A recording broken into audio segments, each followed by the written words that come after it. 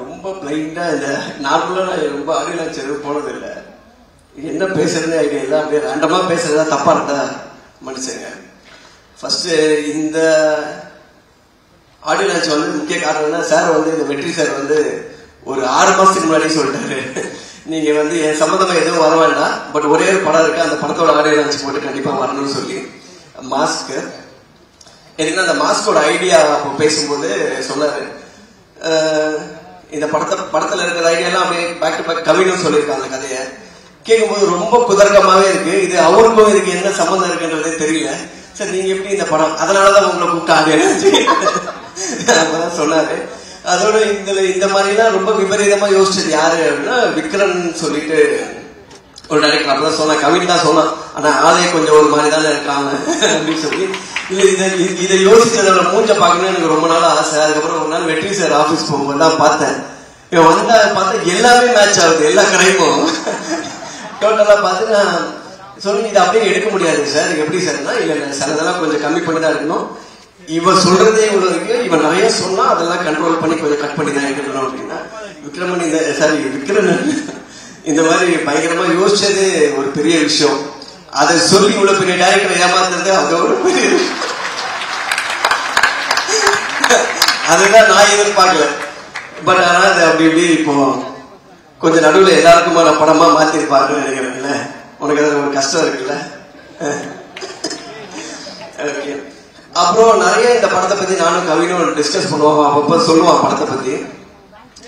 சொல்லும் போது எல்லாமே வந்து நான் அவன்கிட்ட சொன்னது ஒண்ணுதான், எனக்கு இந்த படத்தை சம்பந்தமா நான் கேட்டது பார்த்தது எல்லாமே வந்து ரொம்ப ஃப்ரெஷ்ஷா இருந்தது, ரொம்ப புதுசா இருந்தது. எதுவுமே ரெகுலரா இந்த ஃபார்மேட் அந்த மாதிரி இல்லை, ரொம்ப ஆஃப் பீட்டான ஒரு பிலிம். பட் அந்த படத்துல வந்து ஒரு நிறைய அந்த ஒரு டார்க் காமெடிக்கான ஸ்பேஸ் இருக்கு. பிளஸ் அதை ரொம்ப நல்லாவும் எக்ஸிக்யூட்டும் பண்ணியிருக்காங்க. அது சில சீன்ஸ் எல்லாம் பார்க்கும்போது இது ரொம்ப நல்லா இருக்கு, எதுக்கு நம்ம இந்த மாதிரி எல்லாம் நமக்கு தோணல அப்படின்னு. பட் அப்புறம் யோசிச்சு பார்த்தா தோணாம இருக்கிறது சம்டைம்ஸ் நல்லதான் இருக்கு. ரொம்ப வைல்டா யோசிச்சிருக்கான். பட் அதை எக்ஸிக்யூட் பண்ணி பார்க்கும்போது ரொம்ப கன்வின்சிங்கா இருந்தது. அதனால வந்து எப்படி எனக்கு நான் அங்கங்க கொஞ்சம் பிட்ஸ் அண்ட் பீசஸ் பார்த்துருக்கேன், பார்க்கும்போது எனக்கு ரொம்ப பிடிச்சது. ஸோ உங்க எல்லாருக்கும் பிடிக்கும்னு நினைக்கிறேன். இன்னொரு விஷயம் என்னன்னா, ஃபர்ஸ்ட் டைம் வந்து வெற்றி சார் ஒரு படம் ப்ரொடியூஸ் பண்ணி கொஞ்சம் என்ன சொல்றது, எப்படி சொல்றதுன்னு தெரியல சார், எனக்கு ஏதாவது சொல்லி அது வேற மாதிரி ஆயிடும். ஏன்னா கொஞ்சம் ரொம்ப ஒரு என்டர்டைன்மெண்ட் ஜோன் நார்மலா அவர் ப்ரொடியூஸ் பண்ணாருன்னா அதுக்குள்ள வந்து சோசியலி கன்சர்ன்டு பிலிம்ஸ் தான் நிறைய இருக்கும், அது அந்த மாதிரி இருக்கும். இந்த படத்துலயும் அது இருக்கும்னு நினைக்கிறேன். பட் ஆனா அதோட கொஞ்சம் ரொம்ப நிறைய என்டர்டைன்மெண்ட் ஜாஸ்தியா இருந்தது இந்த படம்.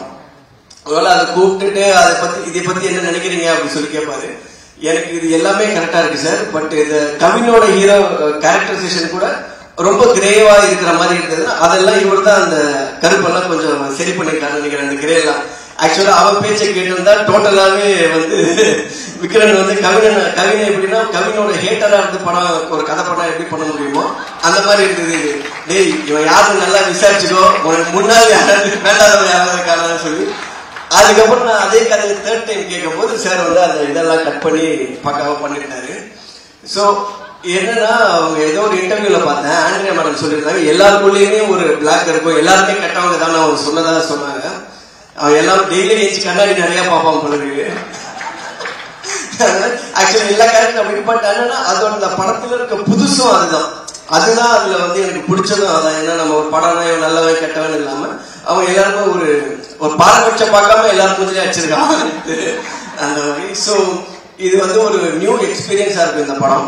ஸோ அப்கோர்ஸ் வந்து ஜிவி இருக்கும்போது அவரோட மியூசிக் பிளஸ் ஆர்டி சார் இருக்காரு.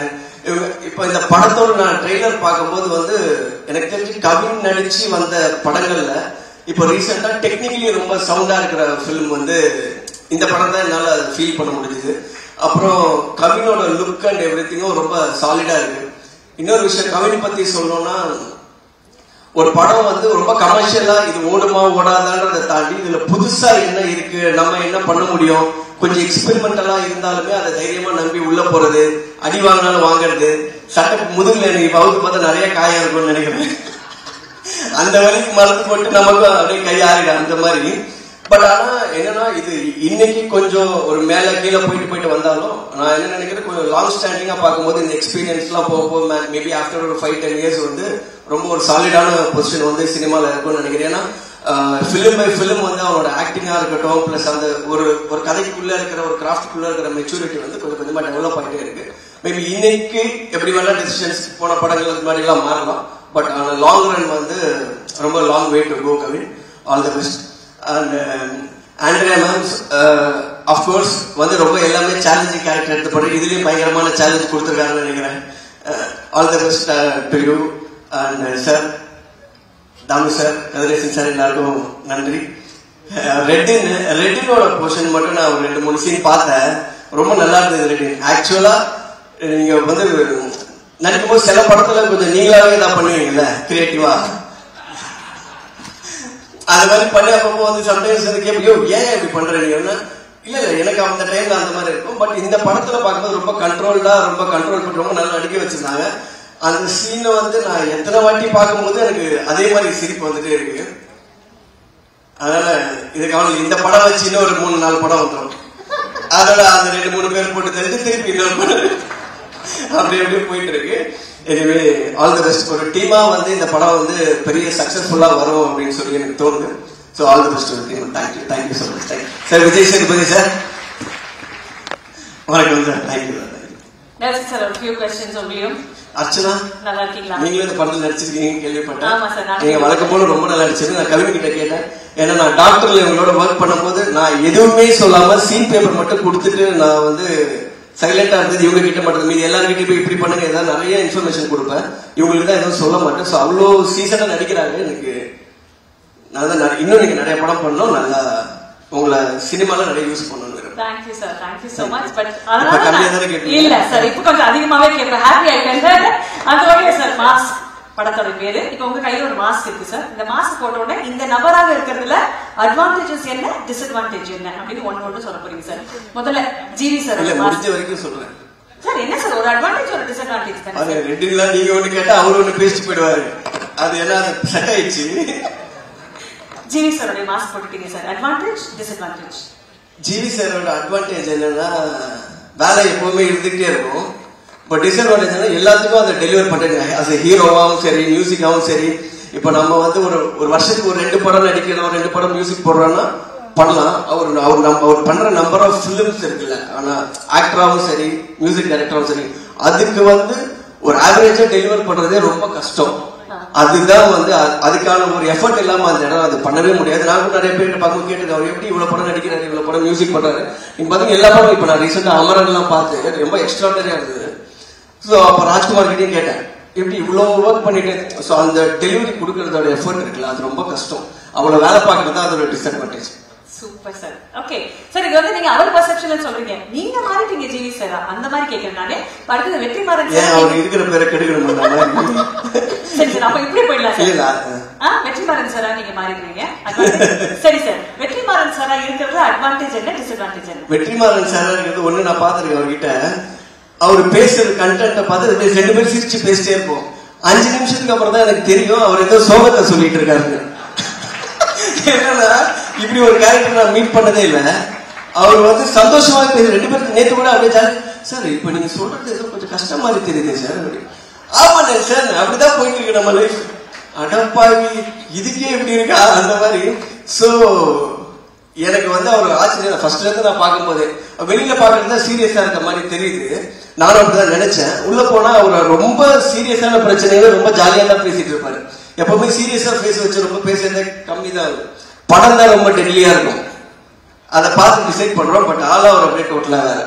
And the disadvantage of being வெற்றி சார்? டிஸ்அட்வான்டேஜா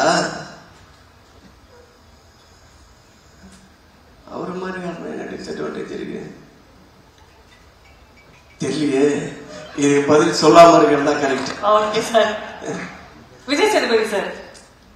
விஜய் சேதுபதி அட்வான்டேஜ் என்னன்னா ரொம்ப அவருக்கு சார் வந்து நான் பாக்குற வரைக்கும் அவருக்கு வந்து ஆக்டிங் வந்து ஒரு லெஃப்ட் ஹேண்ட். இப்ப நாளைக்கு நம்ம ஆக்டர் ஆகணும் நான் ரொம்ப வேற ஆங்கிள் தப்பா பேசிட்டு இருக்கணும். இல்ல பரவாயில்ல சார். ஏதோ ஒண்ணு சார் நீங்க ஏன் சார் நீங்க எப்படி பேசினாலும் இருக்கலாம். இல்ல சார் அவரு அதுதான் டிமாண்ட் ரொம்ப சார். அவருக்கு அட்வான்டேஜ் என்னன்னா ஆக்டரா இருந்ததுன்னா அவருக்கு ரொம்ப ஸ்கில் வந்து அப்படி லெஃப்ட் ஹேண்ட்ல வருது. அது ஒரு ரொம்ப எஃபர்ட்லெஸ்ஸா வர மாதிரி தான் இருக்கு. எப்பவுமே வந்து ஒரு ஆக்டர் இப்போ சொல்றேன் இப்ப கவிதை எடுத்தீங்கன்னா இப்போ நடிக்கணும்னா அதுக்கு ஒரு ஹோம்ஒர்க் இருக்கும். ஹோம்ஒர்க் இப்படி பண்ணணும் அப்படி பண்ணணும்னா. பட் அவரோட பெர்ஃபார்மன்ஸ் பார்க்கும்போது எனக்கு என்னைக்குமே அப்படி தோணுது இல்லை. அவர் வந்து சார் இப்படி திருப்பினா நடிப்பாரு, அப்படி திருப்பினா நார்மலா இருப்பாருங்கிற மாதிரியே இருக்கும். ஸோ அந்த கிராஃப்ட் அவர் கிராஃப்ட் மேல இருக்க கண்ட்ரோல் வந்து ஒரு மிகப்பெரிய அட்வான்டேஜா நான் அவருக்கு பாக்குறேன். நான் மாறுறத பத்தி நான் யோசிச்சது. ஓகே, டிஸ்அட்வான்டேஜ் கேட்கல. இப்போ நீங்க கவினா மாறிடுறீங்க சார், என்ன சார் அட்வான்டேஜ்? கவினா மாறினா ஜாலி, நிறைய அட்வான்டேஜ். சரி சார், 2 சொல்லுங்க அப்போ. இல்ல ஒரு மாதிரி ஒரு கிளாமரான பையன், அதுக்கு மேல சொன்னா அவனும் மாட்டிப்பான் நானும் மாட்டிப்பேன்.